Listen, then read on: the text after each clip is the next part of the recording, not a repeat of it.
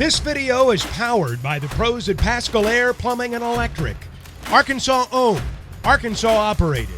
GoPascal.com. Just talk about, the different teams you've played, the different types of way you've won. Does that set you up very well for a setting like this where you're playing three different teams over a 4-day period?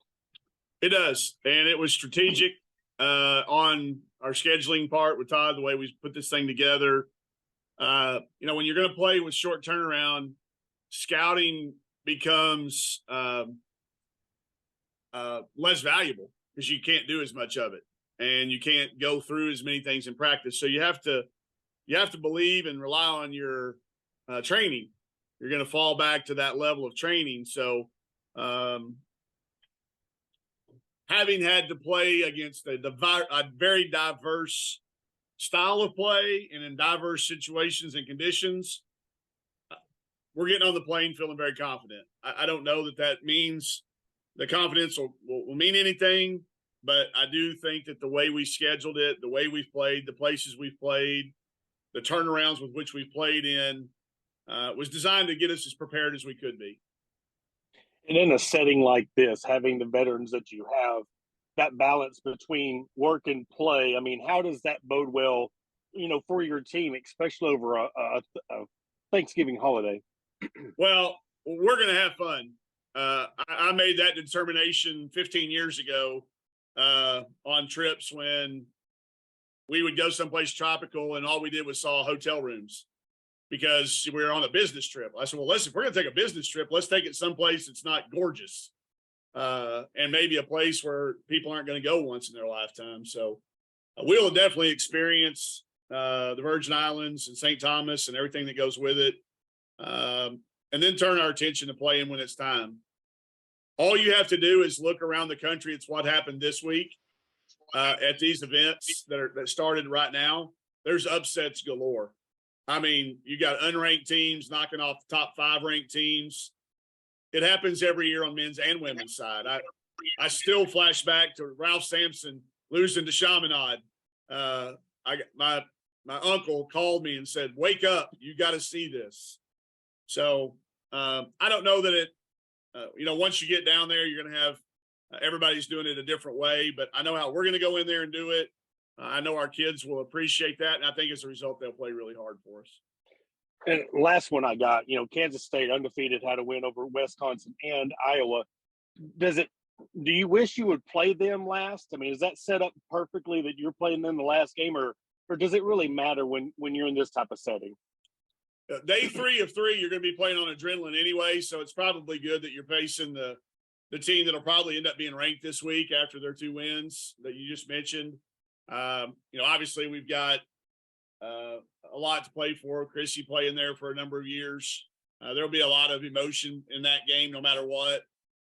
There's not really a true champion of these things because they're predetermined. So, you're going to play them all 3. Maybe it gives you a little bit of extra energy on that last day when your legs are going to be tired, that you've got that, probably be the first game that we'll be an underdog in. I don't know how the Clemson game will fall just because Clemson's played a similar schedule to us, but it'll probably be our first game that we'll be an underdog in. So it's going to be fun to kind of see how our kids respond to the 3 and 3 days with the marquee game. I hate to say that because Clemson and Northern Arizona scored 100 points their last 2 games. So there's not an easy one. When you sign up for the Paradise Jam, you are bringing 0 and 3 into play. That's just the way the Paradise Jam works. There's been good teams go down there and come home 0 and 3 with a ruined Thanksgiving trip. So we'll try not to let that happen, but it's certainly on the table when you put that on your schedule. Oh, I got. Thank you. Got it. Ethan? Yeah, Coach. Just how would you say that the depth this year stacks up to, I guess, some other years past, and how does that bode for you going and playing in a setting like this where you're playing? Our overall depth, we don't have the roster numbers that we normally have, but our playing depth's about the same. We've always played 8 or 9. We're there through 5 games, our rotation, and we've got some young kids. I think that we could play if needed. I'm never going to put a a young player in a position that they're not ready to go out and perform in. So they're still working to get there, but I do like our rotation and depth. You know, we didn't have to play anybody more than 25 minutes yesterday, which, you know, playing 22 against the Joe Foley team's like playing 40.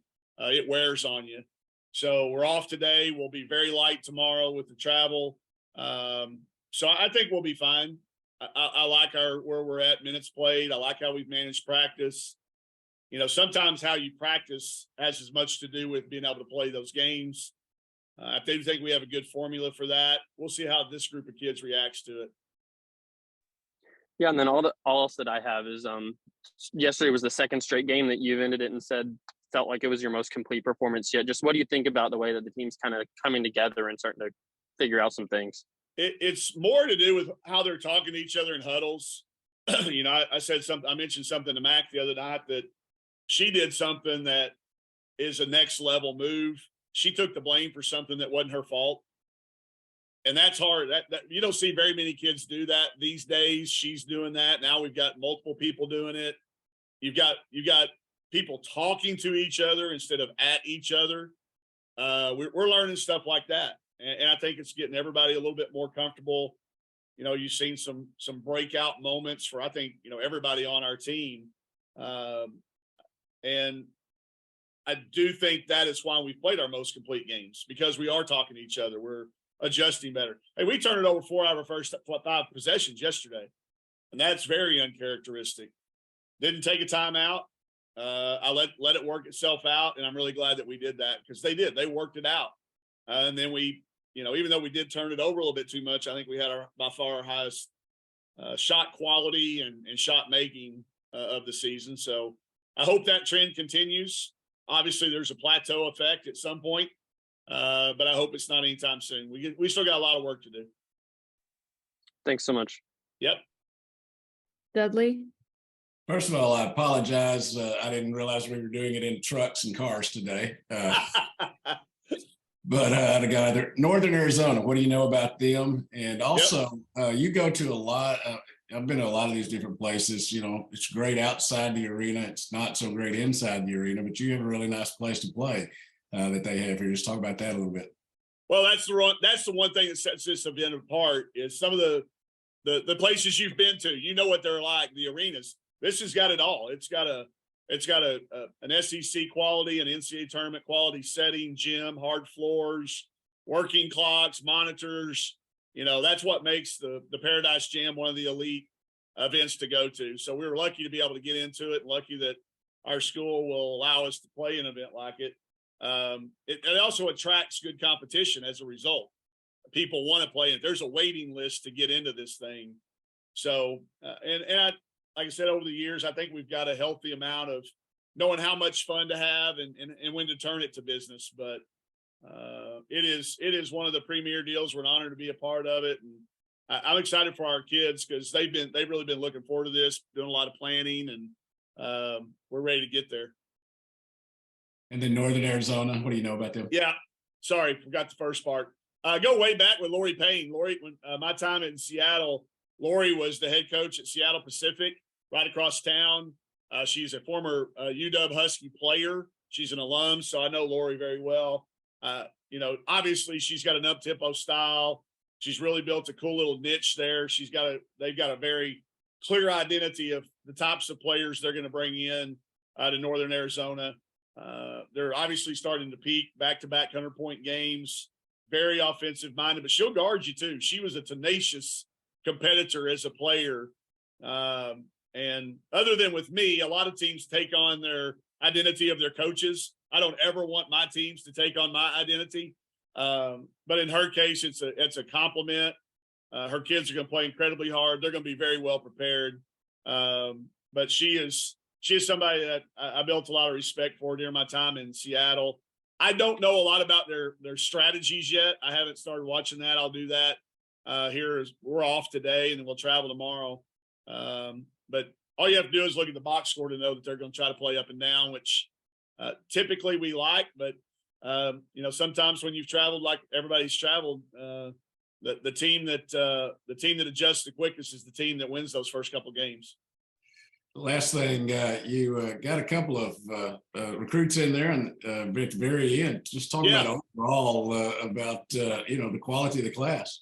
Well, those two kids, when we started peeling back, return and what we need and what we've got right now on campus, it was clear that we with just 12 players on our roster, and for sure returning. I don't know what we'll look like next year, but depth, numbers was important. So Christina Sanchez was initially recruited to go to Ohio State, and had made a verbal commitment. That's my buddy. That's Kevin McGuff, a friend of mine, and he makes a call. We were talking about her. I was, a little jealous he was able to get her. First of all, he went to Spain like 4 times to see him, but then there were some issues with some of the transcript stuff. So he called and said, "Hey, I don't think we're going to be able to get this kid in at Ohio State. You should really recruit her. She's your type of kid." And the second you see her, you knew that. So Coach Todd did some legwork, got us on some Zooms, got us connected to the family. Then Lacey and Pauline worked their magic on an official visit to deal with a language barrier, a mother and father who both are players. Her mother still plays actively in Spain. There's a language barrier. They don't speak English. They understand English way better than I understand their language, but I had an unbelievable visit and was able to get Christina to come. She's, she's a dynamic 6-footish, defensive rebounding, slashing type kid that we love to have in our program, SEC athlete. And then another, because of our relationships, Pauline gets inducted to the Jones Community College Hall of Fame. This is where Alexis Tolfrey played. Conversation turns to, hey, we got this kid that she's y'all's kind of kid. And when I hear that, I love it because that means everybody knows our kind of kid. Recruiters out there, evaluators, coaches, they know who to call us about and who not to, and they're like, this is your kind of kid. So Pauline called and said, "Hey, Coach, I can stay down here and watch her the next day, get an extra day and meet y'all in Pine Bluff, then really coming back." And so we did that, and she loved her. We got her on a visit. We all loved her as to fit in our locker room. She's a combination between Slocum and Alexis and Ramirez. So that'll give our fans kind of a what her game is like, and just kind of a kid that's going to give us another dynamic player out there on the perimeter to go in that. Everybody in that class is different. Like they were all here, which was great because Talia and them were in on the visit, and they were coming in on the tail end up. So we had all 5 kids here overlapped, and you could literally put them together as a team. There was a player for every position. None of them are going to be competing for playing time with each other. They're going to be competing with upperclassmen, and just it's got I could care less what anybody ranks it. I could care less. I want that for Pauline and Lacey and their career because they like to, that's a big thing in the recruiting world to have a ranked recruiting class. But most people didn't even know we signed them, and that class was still ranked. I think you add them in there, which, again, like I said, I could care less whether we do or we don't. That class moves up to a top 10 class, and I'm proud of our staff for achieving that. But I just like them as kids. I can't wait to get them here and coach them.